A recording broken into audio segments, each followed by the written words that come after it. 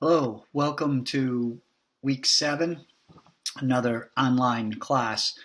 This week, what I would like you to do is to read 3 articles that represent applications of reversal or withdrawal designs that we talked about last week. Additionally, and so those articles are the Pace and Toyer article, Dyer and Dixon and Linscheid.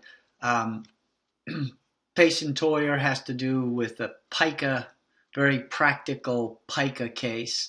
Dwyer and Dixon, I chose it because it's an interesting article around applied behavior analysis with senior citizens. And Linscheid's because it's a study that looks at the effects of a device called psy526, which delivers automatic electric shocks for people with severe or life-threatening self-injurious behavior. So some controversial articles this week, or interesting articles, I hope, but they all represent examples of withdrawal designs or multiple baseline designs. And so I've included them here so you don't have to look them up at the library. And what I want you to use is, I handed out this journal article summary and critique worksheet, and I want you to use this for all 3 of the articles to summarize. So briefly, and be concise. That's very important. These should be, you can complete these in 2 to 3 typewritten double-spaced pages. So it definitely should not run more than 3, but you could do a good job in 2. So you really have to work at being concise, but obviously include the citation, the reference, the purpose of the study, the participants, the setting, the dependent variables, the independent variables, the measurement system, just briefly. Summarize IOA and any other behavioral systems kinds of data, identify the design, summarize the results. This is an important one. State whether or not there's a functional relationship was established and why or why not. State whether or not the hypothesis of the study was supported. Consider whether or not the findings are consistent with previous research. Summarize the social and clinical significance of the study and consider the implications of the study. Equally important to this summary, and the purpose of me having you do 3 papers, and depending on how you do, we might do more of these, is for you to be able to get adept at reading a research article and being able to criticize it. And number 1, of course, being able to summarize exactly what it's saying or trying to say. Then the critique. Now, of course, you're not going to include all of these, but this is just various issues that you could focus on, which is critiquing the article. So things like, and this was just put together to give you some ideas, did the literature review substantiate the study's research questions? Were hypotheses clearly stated?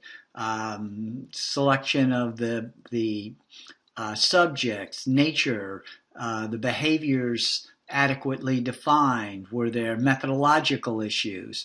Was there procedural treatment integrity or treatment fidelity? Was the data analysis adequate? Do you agree with their conclusions? Were there missing data? Did the findings support or refute or inform current theory? What are the limitations of the study? To what extent can the independent variable be applied to other settings, etc.? So your critique, was it useful from your point of view? Because you're the person, theoretically, this isn't, hopefully, the point of this is that you're not going to look at these research articles as things, well, I don't do research, so I don't need to read them.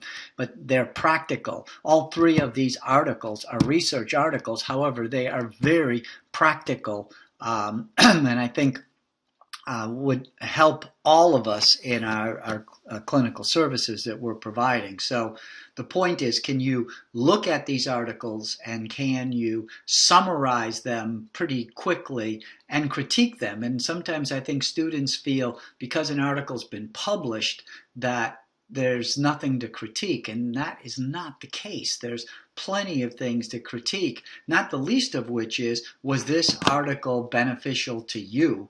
Now, if you don't work with senior citizens, then you'll have to sort of extend that out. If you were, would this be beneficial? What else could they have included that would help you more? So you've got to start thinking about these things in a clinical kind of way, which will help you to really think about exactly what we're trying to accomplish in this class this semester. All right, so I want you to do that for all three of those research articles. You can you could email them to me if you'd like when you finish, or next time we get together, which next week is an online class again. So the next time we get together is week 9, which is Thursday, October 29th. You can just bring them to class. That would be fine. We'll talk about them at that point. Or you can email them to me beforehand. All right, if you have any questions for the whole group, then please use the discussion forum. Otherwise, I will see you. Well, next week we'll have an online class again, and I will see you in 2 weeks.